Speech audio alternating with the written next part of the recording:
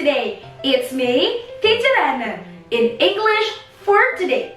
Di video pembelajaran kali ini, Teacher akan menerangkan materi tentang formal invitation letters with 3 subtopics. First, the purpose of formal invitation letter. Second, the structure of formal invitation letter. And the third one is the language feature of formal invitation letter. If you want to know more about this lesson, watch this video till end.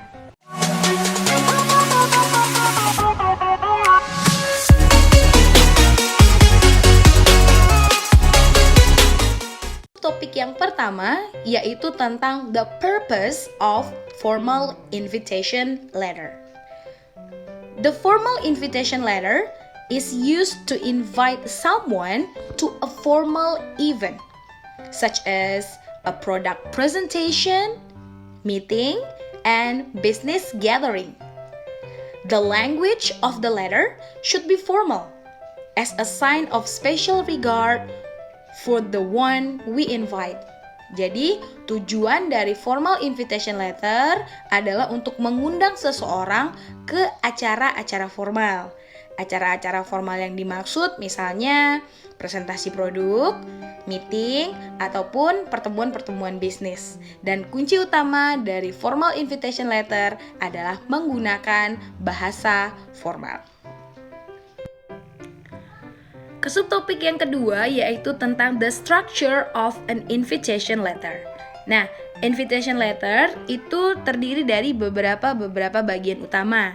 Di antaranya pada sudut kanan bagian atas, don't forget to write the date of the letter. Dalam tanggal, biasanya yang kita cantumkan di situ adalah tanggal penulisan surat tersebut.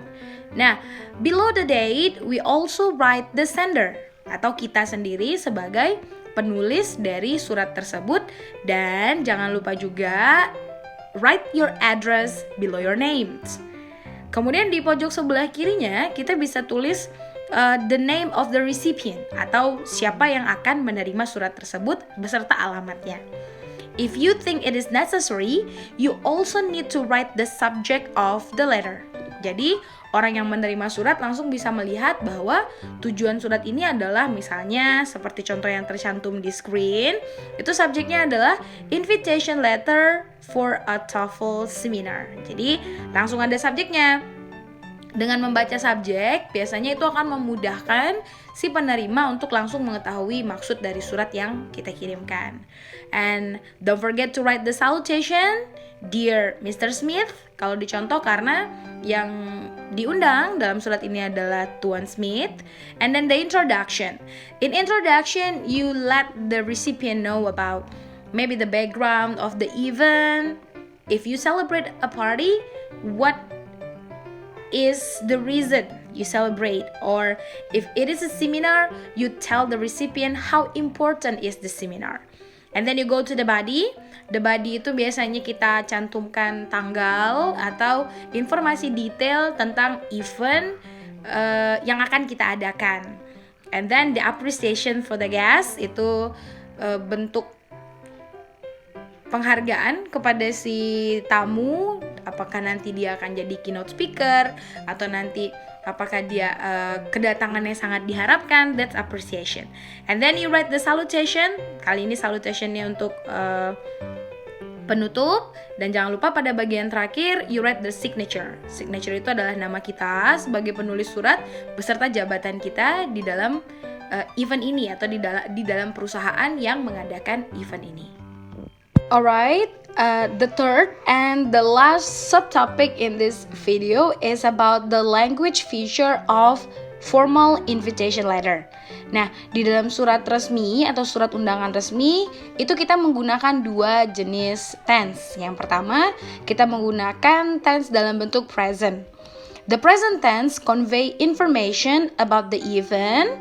Jadi, dalam kita menggunakan tense simple present, kita menyampaikan informasi tentang eventnya itu sendiri dalam bentuk present.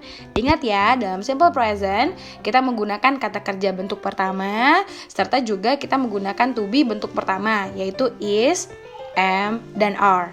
Sedangkan future tense atau menggunakan will atau juga menggunakan be going to, kita tujukan untuk to seek assurance that the guest is going to attend, untuk memastikan bahwa si tamu, orang yang kita undang itu akan hadir di dalam event atau occasion yang akan kita adakan.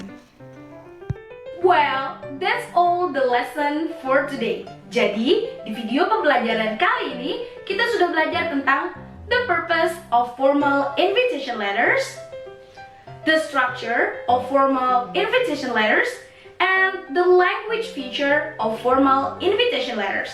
I hope you understand this video.